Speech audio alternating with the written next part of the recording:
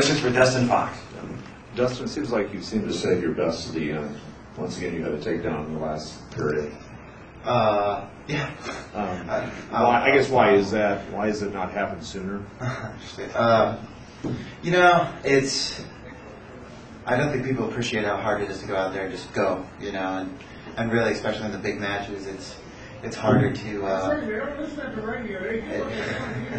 It's harder to kind of find that takedown early, and it's really important. I mean, the early takedown. I want to see a percentage of the people that win their matches that get the first takedown. It's probably, I'm sure it's at least 2/3 to, even more, like 3/4. But obviously getting that takedown early is essential. But when you're in the third period, it's tied. It's really important to get the takedown, and that's when you got to bring your great stuff. That's when you got to bring the stuff that's going to work. Then that's what you train for. So I feel like I'm really well trained, so I think that's why I can capitalize on this situation.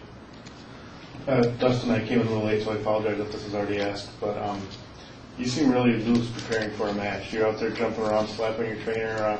You just seem like a really laid-back guy. How do you transform that onto the intensity you bring on the wrestling mat? It's really important for me to stay that way, to be honest with you.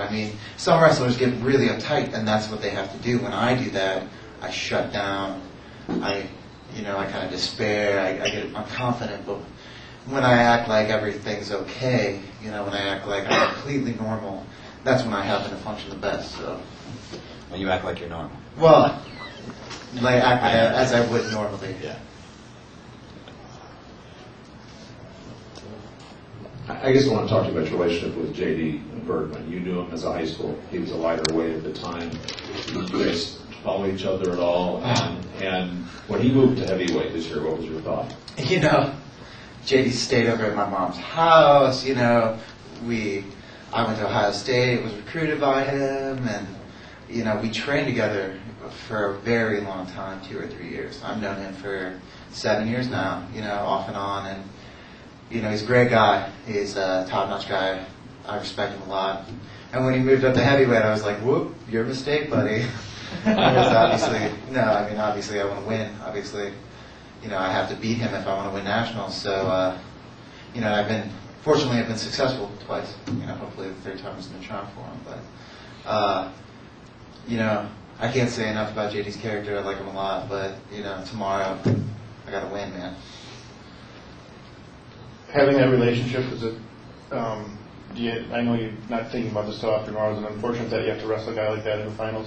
There's no guy I'd rather wrestle in the finals. Actually, he's a really hard competitor. He has been since I've known him. He's been great, and there's no one I'd rather take the national championship away from. And on the other hand, there's no one I think I'd rather win the national championship other than me. Dustin, you've been ranked number 1 all season long, and came into this tournament on season number 1. Just talk about, have you felt the pressure or expectations or what have you, or have you been able to kind of stay loose by being yourself and whatnot? Well, really, the kind of turning point this year was we had a duel at Wisconsin, and the match came down to me, and I was really uptight for some reason. It's just not like me, and I dropped a match to Kyle Massey, 5-2 or 4-2.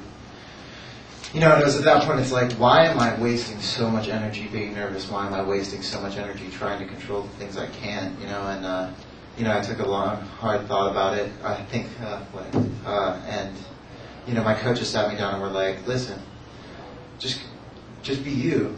Just don't get nervous. As hard as that is to, kind of do.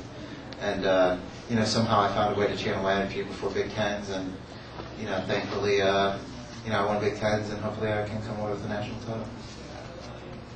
All right. Well, good luck tomorrow.